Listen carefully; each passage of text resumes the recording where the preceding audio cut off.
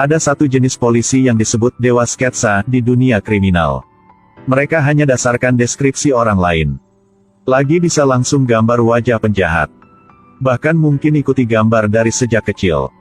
Dan gambarkan gaya orang itu ketikanya dewasa. Jadi satu seniman sketsa terbaik di negeri ini.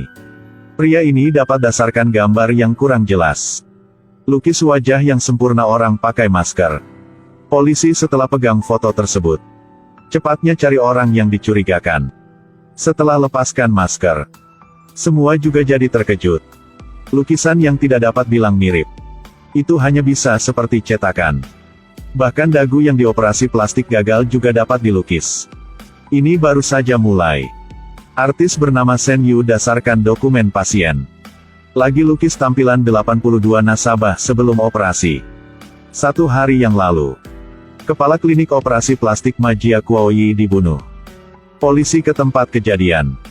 Hanya dapat ketemu tubuh dan segelas anggur kosong. Tidak ada yang lain. Sementara semua orang bingung. Shen Yu tunjuk pada lukisan gadis dengan anting mutiara. Lagi bilang titik buta. Kedua warna putih ini ada jejak pembersihan. Mungkinnya bisa ada kamar yang rahasia di sini. Ruang rahasia tiba-tiba muncul. Ada juga lampu merah muda. Baru saja lihat lagi tahu tidak ada yang baik. Benarnya, di dalamnya lagi ditemukan 87 daftar pasien.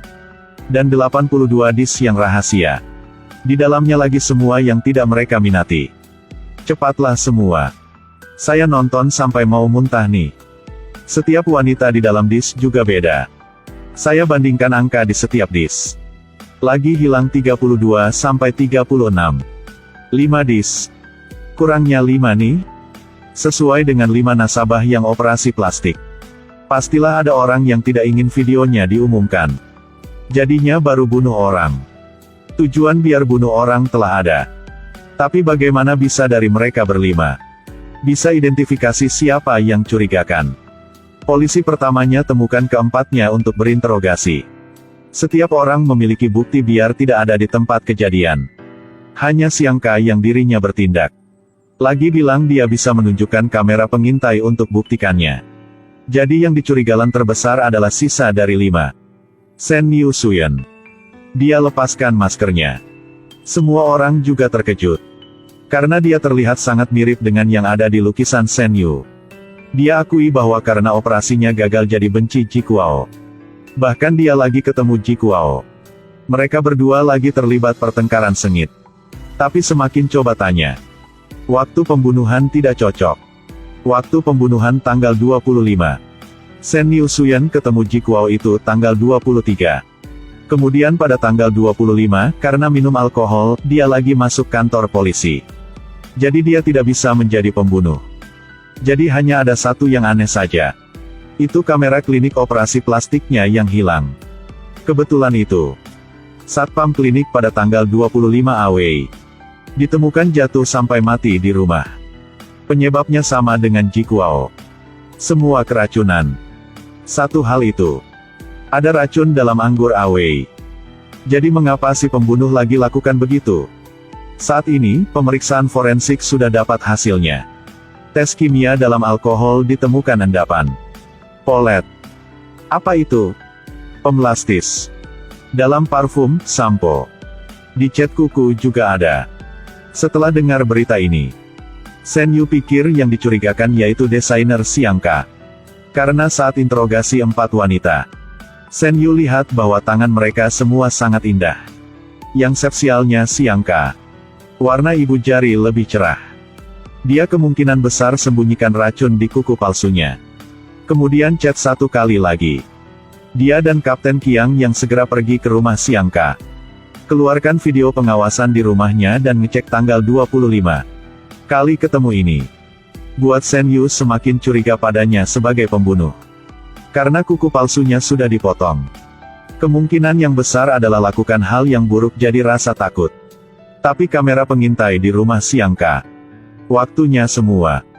Tidak ada pencangkokan. Itu berarti dia ada di rumah sepanjang hari itu. Kapten Qiang yang tidak hati-hati. Lagi selidiki kamera pengintai di dekat daerah rumah Xiangka. Melalui perbandingan lagi temukan. Ada dua orang yang mirip. Hanya muncul sedikit. Cahaya akan tidak bohong. Jadi kamera di rumah Siangka juga telah diganti. Rasanya akan segera terungkap. Siangka akhirnya tidak sembunyikan kebenciannya lagi. Bilang semuanya. Saya baru korban pertama. Kamar rahasia itu. Ini didesain oleh saya. Dapat dikatakan bahwa sedang pakai tali biar kunci dirinya. Baru-baruan. Dia cela dirinya karena penampilannya. Jadi baru saja pilih operasi plastik. Saat dia lihat, dirinya memiliki semua. Juga gara-gara wajah ini. Oleh karena itu, dia sangat berterima kasih kepada Jikuao. Tapi tidak disangka. Jikuao begitu lagi candanya. Tidak hanya tambah anestesi ke dalam anggur. Lagi rekam video.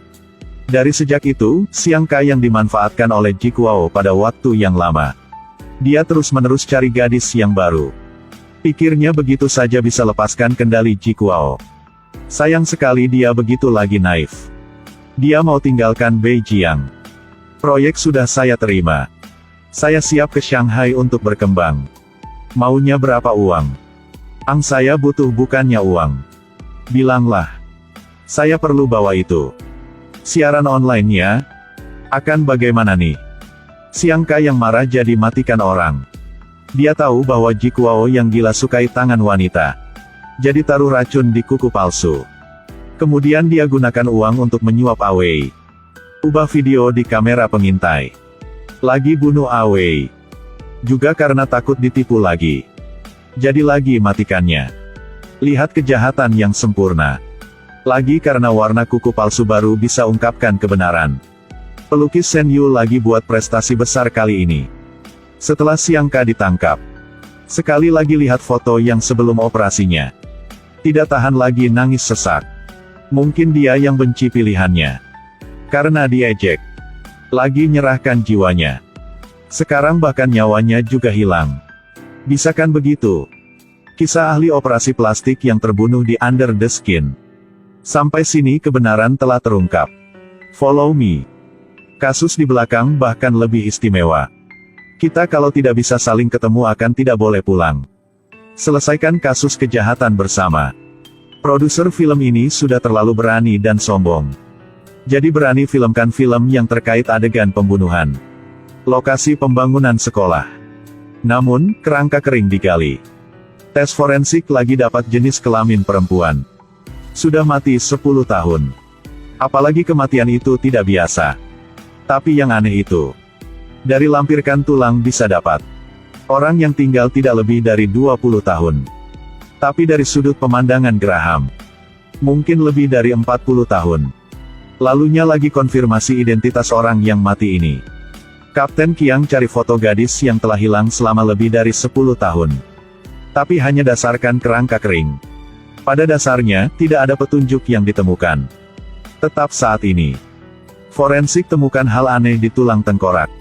Lihat tempat ini, ada jejak yang dihapus. Ada pengguna kertas. Dari permukaan tengkorak. Hapus nomornya. Ternyata tulang kepala institut seni yang digunakan. Beberapa benarnya disumbangkan oleh orang lain. Kepala ini memiliki kode donasi. Apalagi dapat guna tinta minyak yang khusus. Itu perlu dihapus semuanya. Hanya bisa dipaksa untuk dibersihkan. Jadi hanya butuh konfirmasi saja asal-usul kepala ini. Kebenaran tidak akan jauh. Mereka dulunya meriksa alat tulang tengkorak yang digunakan oleh pihak sekolah. Menemukan itu tanpa kode donasi. Pada saat ini, seorang wanita dekati. Saya guru institut, Gu Lantan. Datang untuk bekerja sama dalam penyelidikan. Polisi bertanya apakah dia pernah lihat nomor donasi tulang tengkorak. Dia bilangnya dikirim ke sini 4 tahun lalu. Lihat di tubuh dengan kode donasi. Pikirnya tulang tengkorak ini adalah itu. Polisi tidak tanya apa lagi. Hanya bawa saja tengkorak itu untuk nyelidiki. Itulah tugas lukisan itu punya Shen Yu. Dasarkan tulang tengkorak buat sketsa sosok orang yang meninggal saat masih hidup. Lagi tidak ada informasi lain untuknya referensi. Kemudian dia ikuti 36 potongan tulang wajah orang itu dan mulai buat sketsa. Sosok orang mati itu pelan-pelan jadi jelas di tangannya. Dengan cepat, potret orang mati digambar. Kapten Qiang lihat lukisannya jadi terkejut. Nan Xiaoxian. Putrinya telah hilang selama 10 tahun. Polisi tiba-tiba ketuk pintu. Kami adalah polisi kriminal dari Departemen Beijiang. Anda itu. Ibu Nan Xiaoxian kan? Semua itu segera ubah. Sang ibu dengan hati-hati dengarkan berita putrinya. Di mana kalian temukan putri saya? Polisi tanya dia. Tulang Nan Xiaoxian terkubur di bawah lokasi pembangunan sekolah. Ibunya tidak dapat percaya.